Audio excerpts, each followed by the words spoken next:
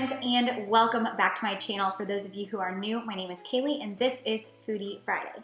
Things are heating up here. It's starting to feel like summertime. We're getting outside more, and one of our favorite activities as a family is to go to the beach. So I'm gonna be sharing my favorite packable lunch that you can take to the beach, on a picnic, or wherever, and that is chicken salad. So I'm gonna be putting a little healthy twist on a Southern classic. So this recipe is going to be paleo friendly, Whole30 approved, and gluten-free. So without further ado, let's get to cooking. So to start this recipe off, we're going to cook 2 chicken breasts in our oven. So you can use a rotisserie chicken and just shred that if you're not doing Whole30. But if you're doing Whole30, I would suggest using just chicken breasts and cooking them in your oven.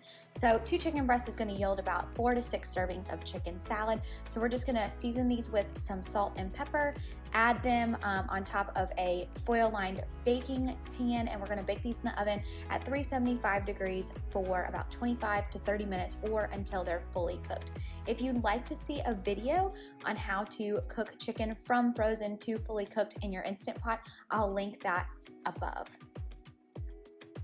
Next, we're going to chop up our other chicken salad ingredients. So in this recipe, I'm using 1/2 of a medium sweet onion, a tablespoon of fresh dill chopped, 1 cup of grapes halved, and then a 1/2 cup of pecans chopped.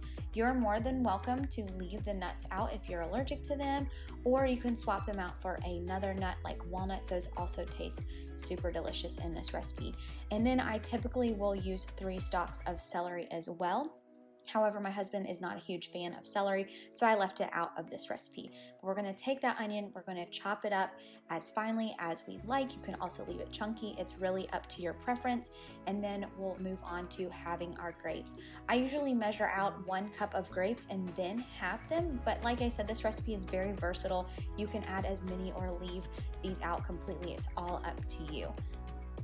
Once we've halved our grapes, we're going to chop up our pecans. You can chop these up as finely or leave them chunky. I like to keep pretty good chunks of pecans in my chicken salad, so I'm just gonna do a quick rough chop. Then we'll move into chopping our dill. You can use dry dill weed, but I prefer the fresh because the flavor is just more prominent in my chicken salad. So just finely chop up your dill weed and set it aside for later.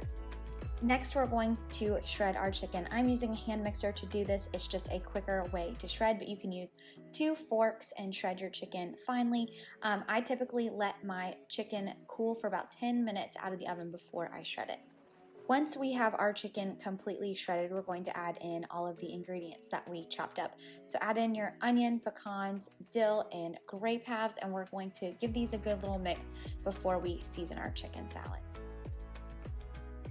So for this recipe, I usually season my chicken salad with 1/2 teaspoon of sea salt, 1/2 teaspoon of black pepper, a 1/4 teaspoon of garlic powder, and 1/4 teaspoon of onion powder. So we're going to sprinkle these on top of our ingredients, and then we're going to add 1/4 to 1/2 cup of paleo or Whole30 approved mayonnaise. I'll link the brand that I found in the description box below.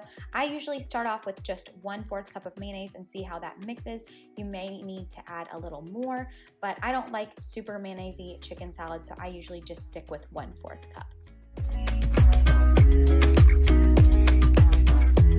All right, you guys, the chicken salad is all mixed together. I usually like to let this sit in the fridge for about 2 hours before I enjoy it, just because I love my chicken salad really cold. Also, letting it sit overnight is best because then those flavors get time to mingle and marry together, and the flavor is just amazing. So I'm gonna cover this, sit this in my fridge. It's good up to a week. To be honest, it's not gonna last that long. So I hope you guys enjoyed this recipe. Please leave any comments, questions, or concerns in the comment section below. As always, give this video a like, as well as subscribe to my channel so you never miss a recipe.